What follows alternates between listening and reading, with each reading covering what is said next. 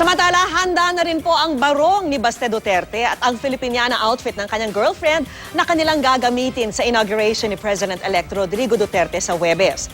Ayon po sa designer ng barong at terno, nasukat na ni Baste at nobyang si Kate Necesario ang mga ipinasadyang damit.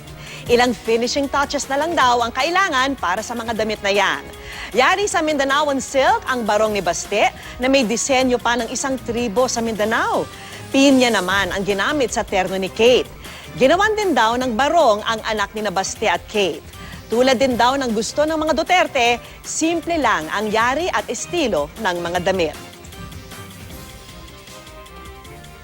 Baste is bata pa, so gusto namin medyo young yung approach ng design niya. Not that matured. Actually, madali siyang bihisan kasi maganda naman yung build niya. Si Kate, the details are very subtle din. Hindi ganun ka-exaggerated because it's a Filipiniana so we don't want her to look matured.